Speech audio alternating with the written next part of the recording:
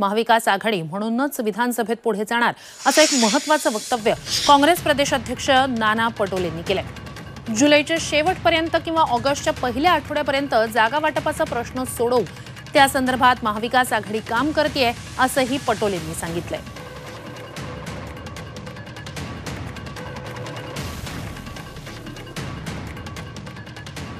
शरद पवार म्हणतात की collective leadership असायला पाहिजे।